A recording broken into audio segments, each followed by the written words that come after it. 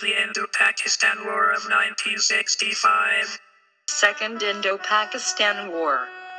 This war was fought over Kashmir without a formal declaration of war. It is said that this war began with the attacks of Pakistani-controlled guerrillas into Indian Kashmir on about August 5, 1965. Indian forces started as early as August 6. Delhi accepted the ceasefire resolution on September 21 and Islamabad on September 22, and the war ended on September 23. Why?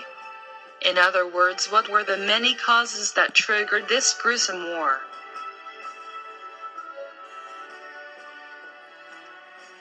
Firstly, I think that the event of Kashmir signing the treaty with India was the main trigger of war. This war was mainly over Kashmir. The reason why Pakistan wanted it was because they thought that it should be theirs. They thought this because most of the population of people living in Kashmir were Muslims, not Hindus. The reason why India wanted it was because they claimed that they owned certain rights as the Maharaja of Kashmir gave it to them by signing the treaty. I also think that because it was a good time economically for Pakistan, that they were too proud and thought they were undefeatable. This shows that the other causes of war was economic situations, militarism, and nationalism.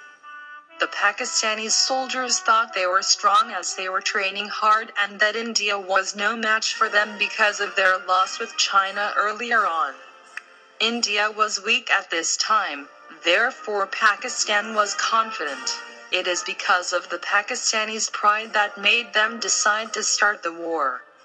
Economically, India was in trouble due to the expensive war between China and demobilization. They also knew that Kashmir had some sources that could help them economically, therefore needing to defend their treaty with Kashmir.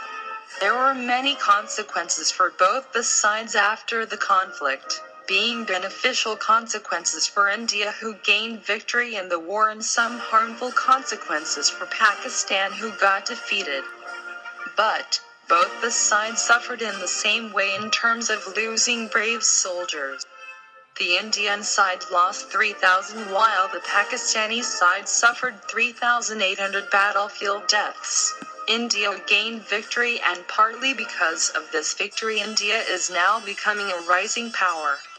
India was focused on excelling communication and coordination within the Indian armed forces due to poor gathering of information during the war, and so established the Research and Analysis Wing for external espionage and intelligence.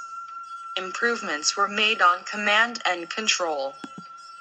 India supplies her weapons from the Soviet Union, which provides better quality weapons, unlike before where she used to get supplied from the United Kingdom, in which they refused to help during the war. Pakistan got defeated and majorly suffered economically from what before the war they were doing very well. The latter is due to the expensive war. Due to this, Pakistan could not supply so much money to their force, therefore not having as much soldiers as they would have liked.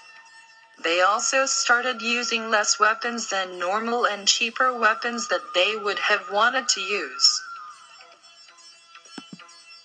This is because the United States was a good supplier for weapons, but due to this war they did not want to supply Pakistan anymore, as Pakistan could not pay up. Today's Bangladesh, which was East Pakistan in that time, was angered with West Pakistan's obsession for gaining Kashmir. East Pakistan complained that they were not given the amount of money needed to keep them safe, as all the money went to the war of Kashmir. This led to the Bangladesh Liberation War and the Indo-Pakistan War of 1971. Methods of fighting such as guerrilla fights, brigades, bombings, tanks, and more. This war was very gruesome, and it should not be, because once upon a time they were one nation. I would say that the conflict behind the war is similar to the conflict between North and South Korea. I say this because they are in very similar situations, being that before they were one nation until partition and that relations are forbidden. Thank you for watching.